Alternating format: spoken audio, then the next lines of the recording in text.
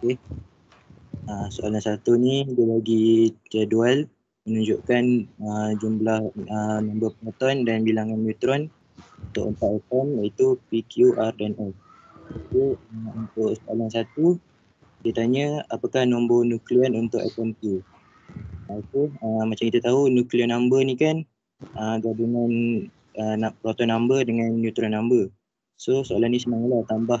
Kita tengok kat jadual tu Q, proton number dia 16, neutron number dia 17. So tambah dua tu dapat 33. Okey, so yang mana ni? Yang Q ni? Q. Tambah dua tu dapat 33.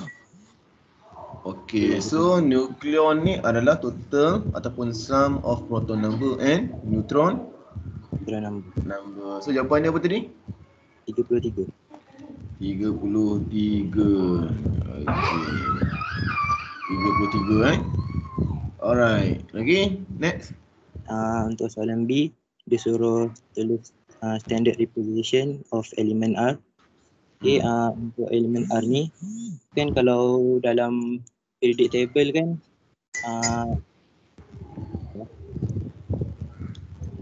kalau dalam periodic table proton number dekat atas related mass kat bawah. Tapi kalau disuruh tuliskan perwakilan PRY ni, kita buat huruf R, lepas tu dia punya proton number dekat bawah, dia punya nuclear number dia dekat atas 32. Dia punya nuclear number dia 32. So R lepas tu 32 kat atas, 16 kat bawah. Okey. 33 tu dekat sini atas kanan ke atas kiri? 32 je. 32. Yalah, 33 tu dekat atas sebelah kanan ke atas sebelah kiri? Kiri. Okey, lepas tu bawah tu proton number.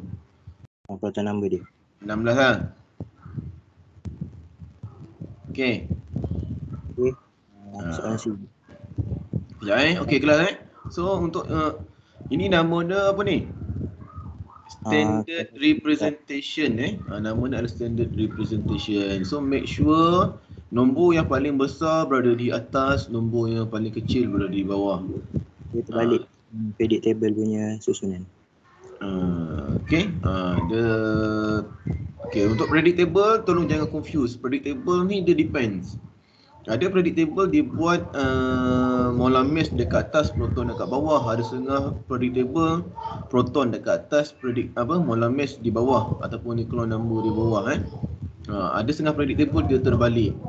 So jangan confuse, nak tahu senang je. Nombor yang kecil itulah yang adalah proton. Kan? Takkan proton tambah neutron nombor dia makin kecil kan? Betul tak? Okey, tu logik lah. Okey, senang je. Tapi untuk standard representation of element, tak kisahlah apa-apa element, make sure atom di bawah pula, proton number di bawah dan nucleon number di atas. Dan di sebelah kiri betul Aiman? Di sebelah kiri. Bukannya di sebelah kanan. Kalau buat macam ni, buat macam ni salah. Okey. Bukan. Alright. Okey, Aiman sambung. Okey, untuk soalan C, dia minta dia cakap di situ atom P dermakan satu elektron untuk bentuk ion P+. So dia suruh nyatakan bilangan elektron bagi ion P. Okey, macam kita tahu susunan elektron untuk atom P ni kan nombor proton dia 3. So susunan elektron dia 2 1. So dia kena donate 1 elektron untuk capai stable duplet. So jadilah 2. So P ni 2 1. So nak jadi ion dia kena donate ni, betul? Betul, untuk capai stable duplet. Okey, so dia akan jadi 2. Okey, so 2. Inilah jawapannya P plus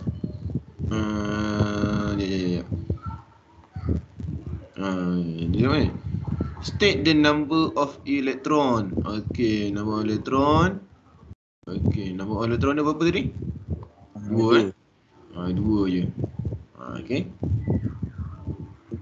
2 dah dia nak nombor elektron. Okey lagi. Okey, untuk soalan B, disuruh cari atom mana yang have the same number of valence electron.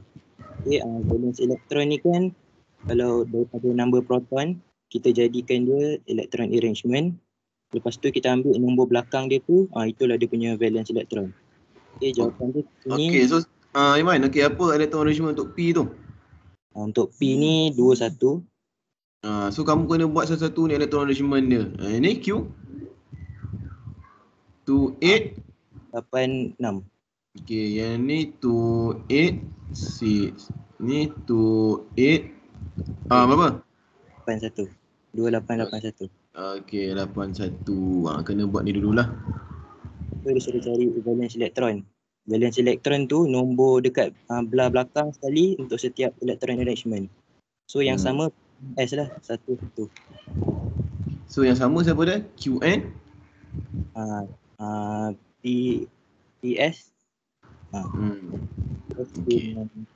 So apa jawapannya? Dia ada dua jawapan. P dan S. Dua-dua boleh lah. Okey, so kena bagi tahu dua-dua lah. Dua-dua tu adalah QN, QNR, PNS. Okey kelas, tolong dengar betul-betul. Okey, chemistry ni dia banyak trik Okey, which atom? Jadi make sure dalam jawapan kamu ada perkataan atom. Okey. So P atom and apa tadi? P atom and S. Q and R kan? Q and R boleh. P and S ataupun P dengan S. Okey, P dengan S. Ataupun Q atom and R atom. Nampak tu? Okey, chemistry ni dia banyak trik. Kadang tertinggal perkataan atom pun boleh salah. Jadi saya sarankan, saya encourage kamu, tulislah atom tu supaya kita tahu ni atom, ini bukan ion, ini bukan molekul, this is atom. Boleh faham kan? Lagi next. Okay, untuk soalan E ni, dia kata which atom are isotope. Lepas tu dia suruh terangkan kenapa kita bagi jawapan tu. Okay, first, macam kita tahu maksud isotope ni atom-atom yang ada unsur proton, bilangan proton yang sama tapi bilangan neutron dia lain. So dekat sini jawapan dia Q dengan R. Sebab Q dengan R ni dia ada same number of proton tapi different number of neutron. Kalau kita tengok jadual balik proton sama, lagi apa yang tak sama? Neutron. Dia proton sama tapi neutron dia lain. Oh, neutron dia lain neutron ataupun nukleon lah Okey. Alright. So Kita jawab Q dan R. Q and R. Okey, jawapannya Q and R atom. Lepas tu explanation dia because atom Q and atom R have same number of proton but different number of neutron. Ambil definition isotope. Neutron. Okay. So same number because apa? Atom Q and atom R. Same number of proton. But different number of neutron. Okay, different number of neutron. Okay. Kalau nukleon nak sebut macam mana nukleon? Boleh. Okay, ataupun different number of nukleon number. Tolong take note dekat sini Bila kamu sebut proton ataupun neutron, nama dia adalah number of proton. Bukan proton number. Salah. Boleh faham number of proton, bukan proton number. Nampak tu? Ni pun pelajar tak perasan benda ni. So saya ajar dekat sini. Tu kelas kita hari ni function dia adalah kita nak beritahu apa jawapan yang boleh, apa jawapan yang tak boleh. Bila proton dengan neutron kena buat same number tu, number of proton ataupun number of neutron. Tapi kalau kamu sebut nukleon, bukan number of nukleon tapi nukleon number. Okay? Ada beza tak kalau bahasa Melayu nombor proton dengan bilangan proton? Lain kan? Bilangan proton ni berapa bilangan proton tu? Kalau number ni nombor dia lah berapa? Okay. So nukleon dia tak ada bilangan sebab dia total number. Boleh faham tak? Dia total number daripada proton dengan neutron. Dia tak ada bilangan. Dia jumlah. Sebab tu kita kata nukleon number. Boleh faham ya? Tapi kalau proton dengan neutron, kita boleh kira dalam nukleus tu dia ada proton. Kita boleh kira 1, 2, 3, 4. Sebab tu lah kita kata number of proton. Ataupun bahasa Melayu dia bilangan proton. Tapi kalau nukleon, dia tak ada number. Dia tak ada bilangan. Okay, sebab kamu kena tambahkan dulu yang proton tambah dengan bilangan neutron, dapatlah jumlah sebagai nukleon. Jadi kita katalah nukleon number ataupun bahasa Melayu dia nombor nukleon. Okey? Boleh kelas? Tu trik tu tips-tips. Kalau tak kan sir kenapa jawapan saya salah? Sir rasa macam betul dah proton number. Salah. Okey? Sebab kamu punya term salah. Okey. Soalan last. F berdasarkan unsur P.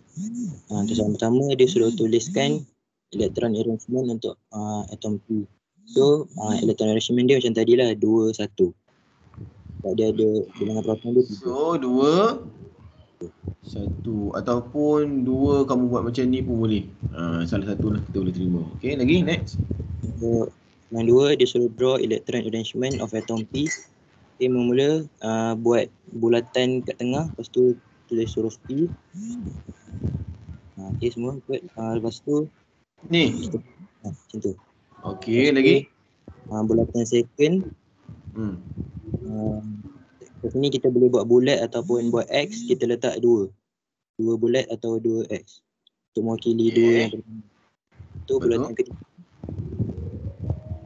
Letak 1 sini betul? Betul juga. Okey, 2 markah tu apa? Bulatan yang susunan dengan rajah dia. Apa dia? Okey. So 2 markah kan? 2 markah tu sebab number of shell. Okay, number of shell. Second, number of electron kamu betul. Dapat 2 markah. Okey. Paling penting mesti kena lukis nukleus. Jangan pandai-pandai buat macam ni.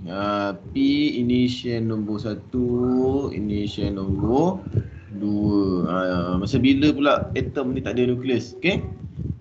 And then label nukleus tu dengan alphabetical number lah. Kan P, Q, R ke. Okey, next. Okey, untuk soalan last. Ada soalan ke? Yang nukleus untuk P tu tak payah lorikkan je. Tak payah lorikkan, tak perlu.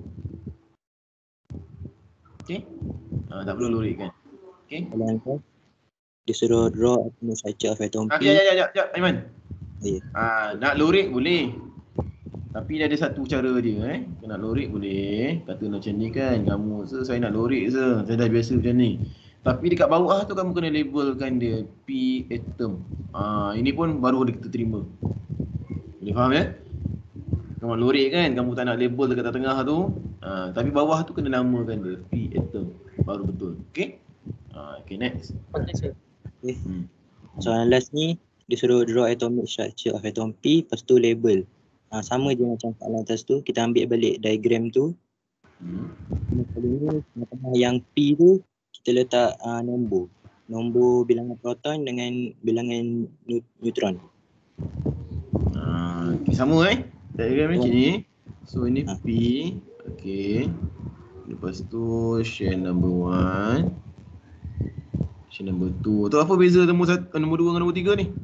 Yang tengah yang P tu kita buang yang P tu, kita letak 3P 4N, mewakili bilangan proton dan bilangan neutron dia.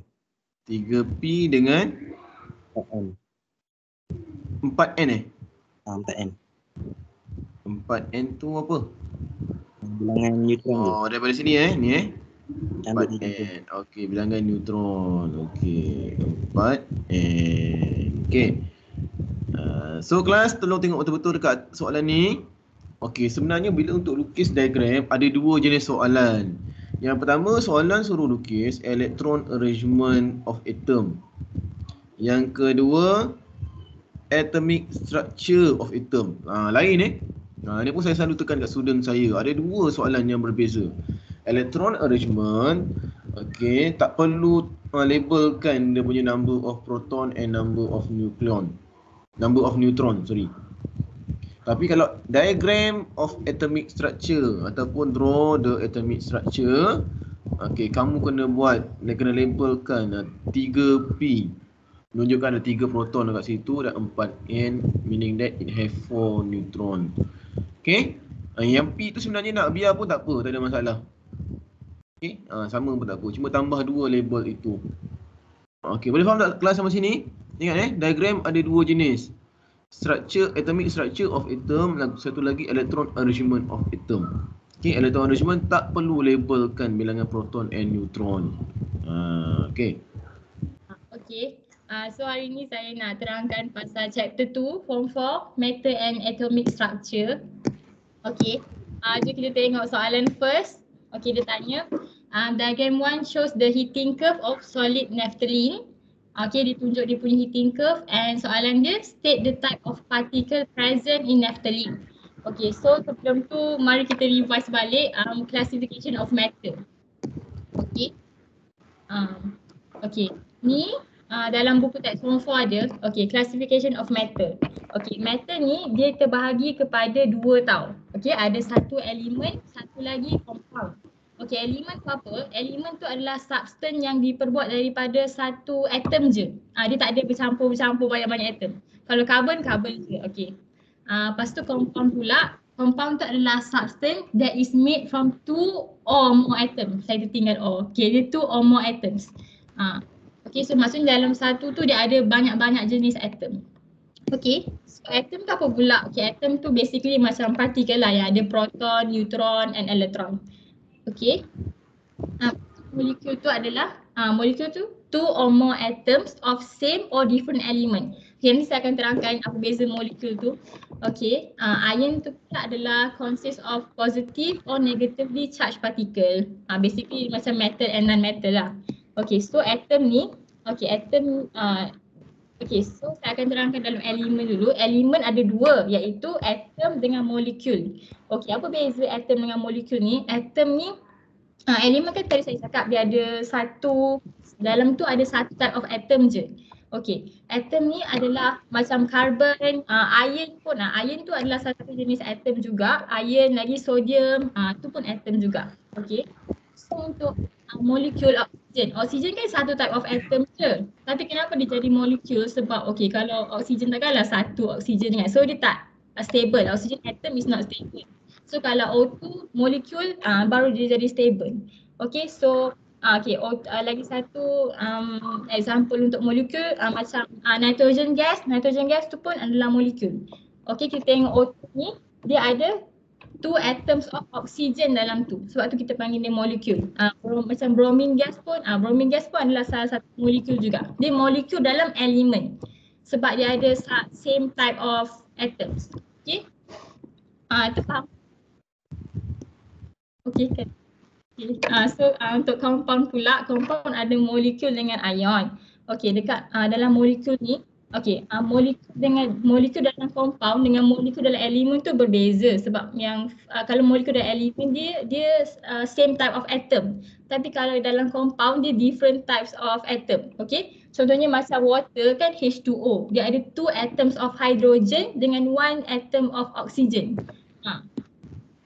Okay, lepas tu kalau macam ion pula, ion tu adalah dia consist of positive or negatively charged particle lah. Positive tu adalah cation and the negative is the anion. Okay, macam sodium chloride, lagi satu macam hydrochloric acid. Hydrochloric acid pun adalah example of H plus is the cation and Cn minus is the anion.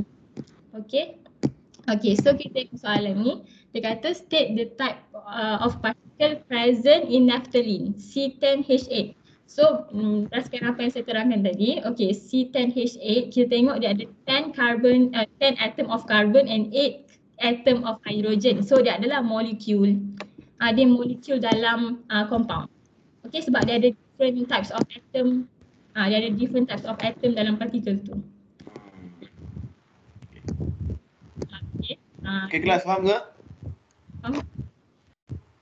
Okey, kalau ada ada soalan kamu boleh tanya ataupun kamu boleh balas dekat chatting tu lah Okey. Okay, lepas tu kita pergi kepada soalan yang kedua. Okey, soalan kedua dia kata state the melting point of naphthalene. Okey, sebelum tu kita tengok melting point tu adalah apa. Melting point tu adalah suhu di mana substance tu bertukar daripada solid ke liquid. Okey, manakala freezing point pula dia daripada liquid dia pergi ke solid, dia terbalik. Okey. Okey, so okay, ni dia punya graph. Okey. Okay, so saya akan terangkan heating curve. Okay, kalau kita tengok dekat point A tu, naphthalene tu dia wujud dalam keadaan solid. Okay, dalam keadaan solid. Lepas tu bila solid tu dipanaskan, tenaga akan diserap lah. Okay, so ni membuatkan particles dalam solid tu dia akan dapat kinetic energy dan dia akan bergerak dengan lagi laju. Okay, sebab dia dah ada kinetic energy kan. So ni membuatkan temperature tu daripada A to B increase. Okay, contohlah kita panaskan mula-mula A tu 60 kan. So bila sampai B tu dia jadi mungkin dah jadi 80 ke. Okay. Okay, lepas tu okay, dekat point B pula. Okay, dekat point B ni menunjukkan solid tu, solid naphthalene tu dah start untuk cair. Okay. Bila semasa proses melting di sini, okay, temperature of naphthalene tu dia tak berubah tau. Dia tak berubah walaupun proses heating tu sedang berlaku. Okay. Kenapa dia tak berubah? Sebab semasa proses tu berlaku ada heat energy, tenaga haba yang dia akan diserap oleh partikel untuk mengatasi attraction force yang ada dalam partikel tu. Okay, sebab attraction force dalam solid kan tinggi. Okay, attraction force dalam solid adalah paling tinggi berbanding liquid dengan gas. So tenaga haba tu digunakan untuk macam break the bond dalam solid tu supaya dia boleh jadi liquid. Okay, sebab attraction force dalam solid kan adalah dia very strong. Okay. Okay, dekat point C tu pula, dekat point C tu solid naphthalene tu dah mula untuk cair lah. Okay. Okay, from point C sini pergi D ni, partikel dalam liquid naphthalene tu dia akan serap tenaga dan dia akan bergerak dengan lagi laju. Okay. So ni membuatkan temperature from point C to D tu lagi meningkat. Okay, so maksudnya bila dah sampai D tu temperature tu meningkat lah. Okay. Okay, so soalan dia state the melting point of naphthalene. Melting point of naphthalene tu adalah T1 dekat sini. Di sini lah. Dekat sini T1 ni adalah di mana melting tu akan berlaku. Okay. Lepas tu soalan kedua, explain why there is no change in temperature from B to C. Okay, sebab apa macam saya terangkan tadi from B to C tu, sebab dia tak ada increase in temperature sebab heat energy tu telah digunakan untuk overcome the attraction force. Okay, sebab attraction force dalam solid kan sangat tinggi. Okay, so digunakan untuk break the bond between all the particles in solid untuk dia jadi kepada liquid. Okay, so inilah jawapan dia. Okay, boleh salin.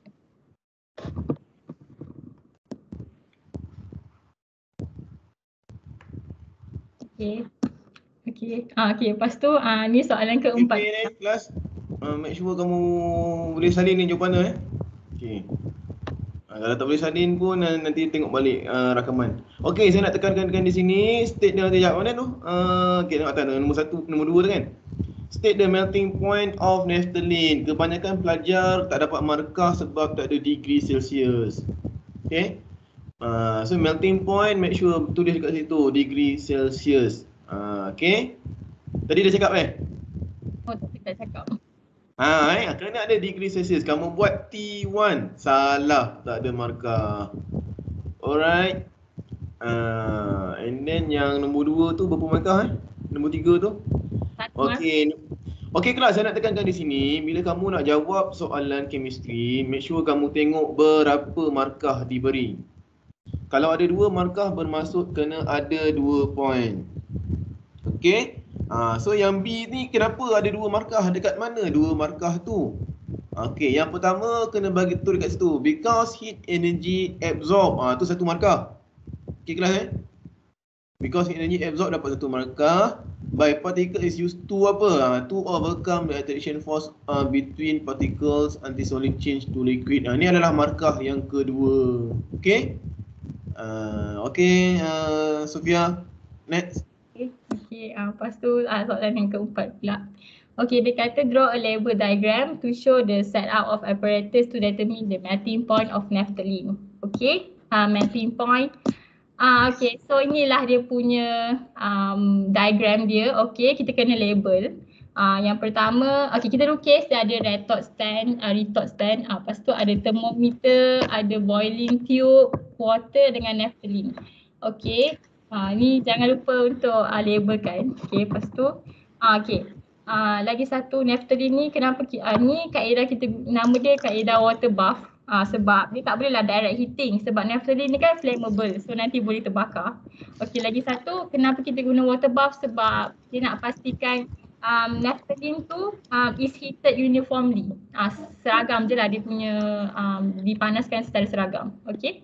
Lepas tu ni sini ada dekat kita labelkan heat, lepas tu naphthalene, water, boiling tube dengan thermometer. Okey, boleh lukis. Okay, Sofia, ada apa-apa nak lagi tak? Tips kat situ? Cara lukis.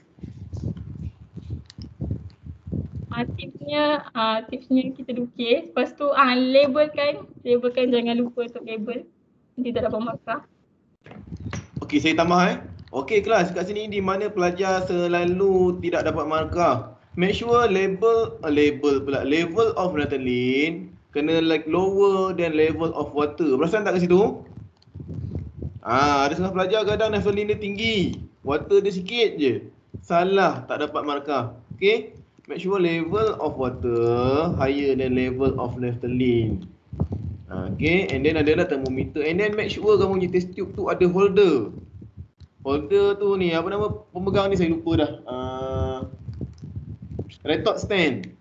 Mesti kena ada retort stand. Okay. Sebab apa test tube ni dia tidak boleh berdiri dengan sendirinya. Okey, dia kena ada yang pegang dia, iaitu retort stand. Okey. Okey, satu lagi, Bunsen burner bawah tu. Okey, Bunsen burner ni tak nak lukis pun tak apa, kamu boleh buat arrow, anak panah ke atas dan tulis bawah tu heat. Okey, tak nak lukis Bunsen burner pun tak apa, boleh buat anak panah ke atas dan tulis kat bawah perkataan heat. Okey. Nampak simple kan? Tapi tengoklah ramai pelajar salah lukisan yang semudah ini. Jangan lupa tu dia ada wire gauze tu bawah tu, nampak? Wire gauze macam nak lukis dia kena buat pangkah-pangkah lah. Silang-silang tu wire gauze. Okay. And then tripod stand. Tripod stand ni yang dekat bawah beaker ni, make sure ada lubang dekat tengah-tengah tu. Dia bukannya sambung tu, dia ada lubang, nampak tak? Itu cara dia lah, cara nak lukis. Okey, Sofia lagi?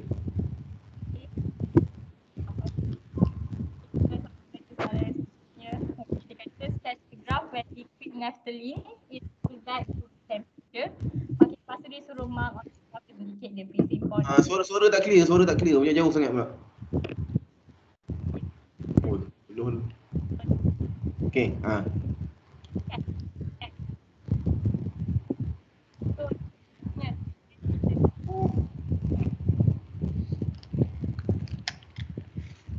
tak dengar, ada cakap ke? Line kot. Suara kamu tak keluar. Mungkin ada gangguan internet ni. Okey. Yang lain dengar ke? Tak dengar. Tak dengar. Tak dengar suara kamu. Ya. Cuba testing, cakap sikit. Hello. Wah, suara macam jauh Dengar tu. Dengar sikit. Okey. Okey, sekarang ni saya nak terangkan pasal cooling curve. Okey. Dekat point E, naphthalene tu wujud dalam keadaan liquid. Okey. Sebab kalau cooling curve, naphthalene akan wujud dalam keadaan liquid. Kalau heating curve yang tadi, naphthalene akan wujud dalam keadaan solid. Okay. Okay, lepas tu bila liquid tu dah start nak sejuk macam nak membeku, so partikel dalam liquid naphthalene tu dia akan hilang kinetic energy. Okay. So ni bila dia dah hilang kinetic energy, so partikel dalam tu pun akan bergerak dengan perlahan. Okay, dia akan bergerak dengan perlahan sebab dia dah tak ada kinetic energy, dia dah hilang. So ni membuatkan temperature tu akan menurun daripada E to F. Okay, dia akan turun.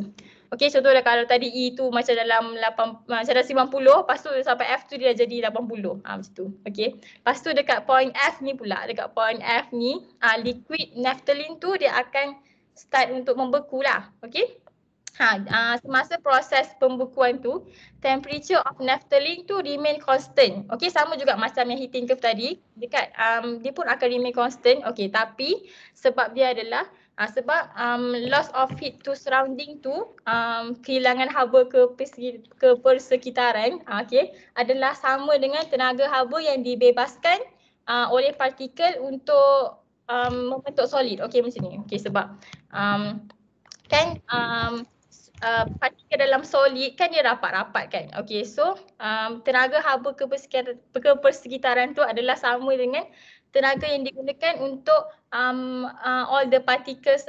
Okay, tadi kan liquid kan, particles dalam liquid kan dia kan jarak-jarak. So bila dia nak membeku ni, dia ada attraction force yang tinggi untuk tarik balik semua partikel tu untuk untuk strong lah. Sebab solid kan dalam particle attraction force solid kan strong, dia kan rapat-rapat kan.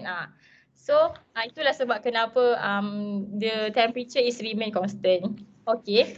Lepas tu lepas tu dekat point bila F dengan G ni ada both solid and liquid state of matter are present. Okay. So dekat point G pula, dekat point G ni liquid tu dah dibekukan. Okay. All liquid has been frozen. Okay. From point G to H, particle in the solid has lost heat energy and vibrate more slowly. Okay, bila dia dah lost heat energy, dia pun jadi perlahan lah. So dia vibrate dengan perlahan je. Okay, so temperature from G to H pun akan menurun. Okay, contoh tadi kalau G tu tadi dia dekat 80 darjah Celsius kan, bila sampai H tu dia macam 70 ke 60 ke, macam tu lah. Dia dah makin menurun. Okay, so ni lah dia punya graph. Okay, kita lukis dia ada axis temperature, lepas tu ada time, lepas tu kita labelkan dia lepas tu state of matter tu pun kena betul. Dia daripada liquid kan, daripada liquid lepas tu dia jadi solid. Okay. Lepas tu kita labelkan dia punya freezing point. Okay. Dah. Okey, sekejap. Alright, okay, so, soalan tanya boleh. Sketch a graph when liquid naphthalene is cooled back to room temperature. Mark on the graph to indicate the freezing point. Okey kelas, ada 3 markah betul. So apa 3 markah tersebut? Pertama, you must label the y-axis and x-axis lah. Temperature and time tu nampak? Temperature tu mesti kena ada dia punya unit berapa. Temperature degree Celsius, time minit ataupun second. Either one lah. Okay, nampak tu? Tu markah yang pertama. The second mark is apa tu? Kamu punya curve. Curve tu ke bawah, bukannya naik tangga ke atas. Dah salah dah kan? Ni ke bawah betul. Okay, yang ketiga apa dia? Freezing point. Okay, freezing point, make sure kamu buat dot line tu. And then label dia di sebelah label dia di dekat part CY. Bukannya kamu label dekat atas line. Setengah pelajar kadang ada label atas line. Kan line yang lurus tu kan, nampak tak? Yang constant tu biasanya pelajar ada tulis atas tu freezing point. Salah Freezing point kena dekat part CY tu. Di sebelah kiri tu kena label dekat situ. Okay. That is a freezing point. Kenapa sir? Kenapa freezing point dekat belah kiri? Sebab freezing point is temperature, betul? Jadi dia kenalah tulis di bahagian temperature. Jangan buat dekat atas line. Okay. Boleh faham ya kelas? Okay, jom kita tengok soalan 2A. Okay, diagram 2.1. Okay, this is chapter 3 chapter 3. Apa tajuk chapter 3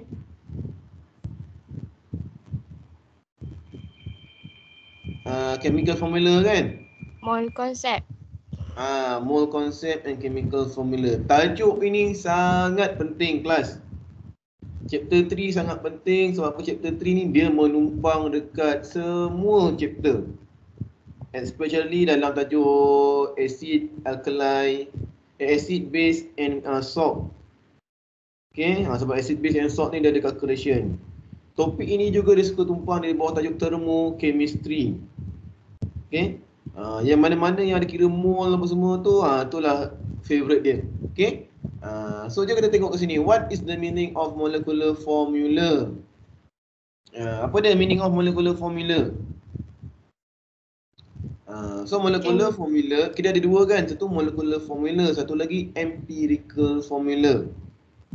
Okay, so molecular formula is a chemical formula. Ingat bila saya kata definition ataupun meaning, sekejap saya nak kena menulis cabut keyboard dulu. Okay, bila saya kata definition, tengok meaning maksudnya mesti kena ada apa? Meaning mesti kena ada subject and dia punya explanation ataupun properties dia lah properties. Nampak macam mudah tapi ramai pelajar memperlekehkan benda ni. So what is chemical formula, molecular formula? Molecular formula is a chemical formula. Okay, it's a chemical formula. Cikgu, ya? Saya dah masuk. Oh, dah masuk dah? Tadi terkeluar. Okey, cuba share boleh tak? Syirah, kamu yang bagi tahu saya jawapannya boleh kalau macam tu? Boleh. Okey, so apa tadi definition chemical formula? Tolong saya. Definition chemical formula ni, that chemical formula that shows actual number of atom of element in a compound. It shows actual number of atom. Of atom lagi? Of element in a compound. In a compound. Compound. Okey kelas, tolong take note, ini sangat penting. Tadi saya katakan ada subject and kena ada properties Okey, subject dia adalah chemical formula and properties dia ialah actual number of atom of element in a compound. Make sure dalam jawapan kamu mesti kena ada tiga benda ni, atom, element, compound. Nampak tu? Nampak. Kena ada tiga-tiga ni. Kalau kamu tak ada cerita pasal atom, element, compound, ada missing either one, potong markah. Walaupun satu markah kan. Okay, nampak chemical formula dia punya subject dia lah, dia punya properties dia apa? Actual number of atom of an element in a compound. Nampak tu? Okay. Next, calculate the molar mass of butane. Molar mass. Okay, so how to calculate the molar mass? So butane. So make sure you can write the chemical formula lah. Tapi soalan dah bagi kan? So C4H10. So sama dengan apa? 4 times 12. 4 times 12 tambah dengan 10 times 12. 1. Satu kan? Okay, apa jawapan dia Isyirah? Jawapan dia 58 G-mol. 58 58. Gram per mol. Nampak tu dia ada unit gram per mol. Okay. Dapat nombor 2. Alright, so kena ingat balik. Okay, ni semua basic ni tak boleh jawabnya, tak boleh buat ini kamu akan ada masalah untuk calculate untuk tajuk yang saya kata tadi, yang relate tadi, yang tajuk acid, base, alkali, acid, base, salt dengan thermochemistry tu. Okay, next, write the empirical formula of butane. Okay, apa dia empirical formula? Empirical formula ni chemical formula that shows simplest number ratio of atom of element in a compound.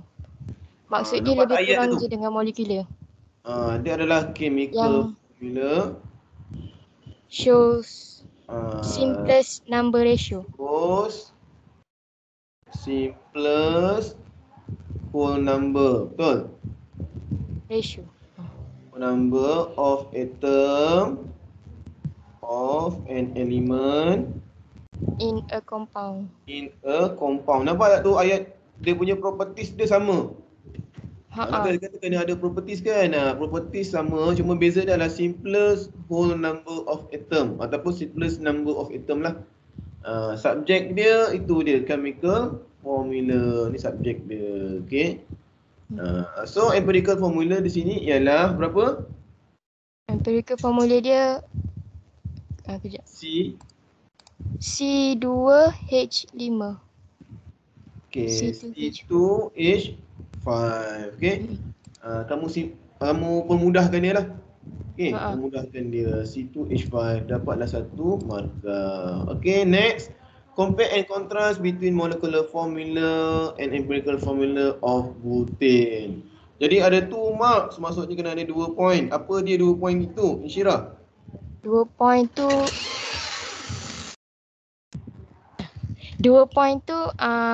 dia same type of element iaitu carbon dengan hydrogen. Lagi satu different dia adalah daripada segi number of atom.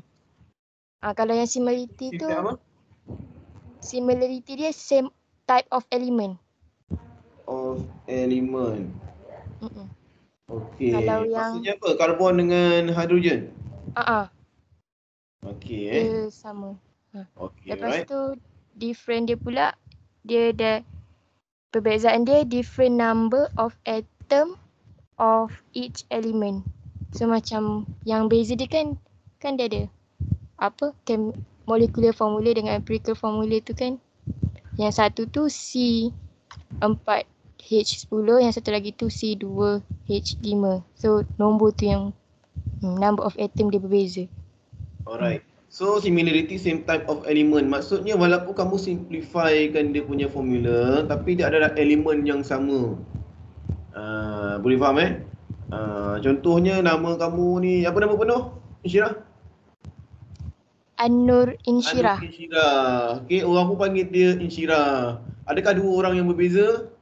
2 orang yang sama. Ibarat macam itulah. Okay, same type of element, but different number of atom of each element. So cuma yang beza dia sini adalah number of atom dia. Sebab kita dah potongkan tadi. Okay. So next. Soalan 2B ni tunjuk shows a chemical equation. So chemical equation ni dia ada maksud, dia ada meaning. So kena tahulah maksud chemical equation ni a symbolic representation. So a symbolic representation tu adalah subject, properties dia of a reaction between reactant and their product. So kalau kita tengok raja bawah tu kan ada sebelah situ reactant, sebelah situ produk. Itulah chemical equation. Okay So biasanya tak pernah lagi lah soalan tanya give a definition of chemical equation. So don't worry tak pernah lagi lah ditanya. Okay, so question B1. Tapi tak apa, kamu nak tahu kan? Tak ada masalah. Okay, B1 state the colour of lead iodide. Nampak tu, kamu tengok formula dah kena tahu cara nak sebut. Okay, lead to iodide. Sebab dia adalah transition element. Okay. So state the colour. Apa colour dia, Insyirah? Colour dia yellow. Colour dia yellow. Colour of PB iodide tu yellow. Yellow. Okay, sebab yellow. Dalam chapter ni tak jumpa pun ni, tapi yang ada dalam chapter sub ada colour-colour ni. Lead to iodide. Okay. Saya nak kena ingat balik dah, saya lupa lah. Tapi sekarang jawapan kita yellow kan?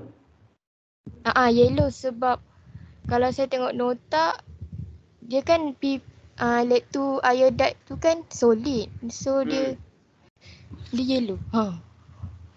Okay, alright. Yellow lead to iodide adalah yellow. Okay. Yang beri colour yellow kat situ adalah lead to ion Pb2+ ni. Okay, kelas? Okay, next. Okay, that one colour benda-benda yang melibatkan colour ni kamu kena hafal lah. There is no option lah Rasa apa formula tips ke dah ada kena hafal lah. Okay. Tajuk sort nanti saya ada tips, saya akan bagi tahu kamu cara nak hafal dia punya cation and anion tu. Okay, nombor 2. State the name of one reactant and one product. Oh, simple sangat soalan ni. Okay, apa jawapan dia, Isyirah?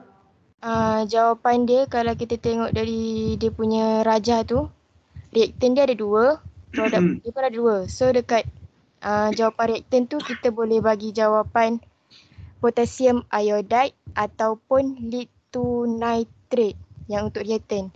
Tapi kat sini korang kena tengok soalan dia. Dia kata state the name. So korang kena tulis nama dia. Kalau bagi dia dalam bentuk tu tak dikira lah kan. Okay, Isyirah, jawapan saya ni betul ke salah? Salah. Weh, berani kamu menyalahkan jawapan saya.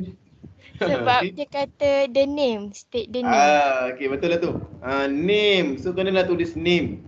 Janganlah malas sangat so jawapan dia potassium Iodide. Ataupun lead to nitrate cikgu. Nitrate.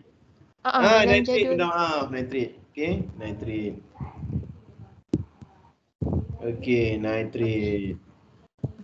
Itu reaktan. Untuk produk dia pun dalam rajah tu korang akan nampak 2 juga. Satu potassium nitrate, lagi satu lead to iodide. So sama juga kena tulis dalam bentuk name. Ada one lah Okay, dapatlah satu markah. Okay, yang ini tak boleh. Okay, lagi? Kita habiskan dulu yang ni. Nombor 3, state the physical state of lead to iodide. So kalau korang, ini dah sasar dia bagi dalam rajah tu. Solid jawapan dia. Yes. Ini pun satu sama jugalah, pelajar suka confuse. Okay.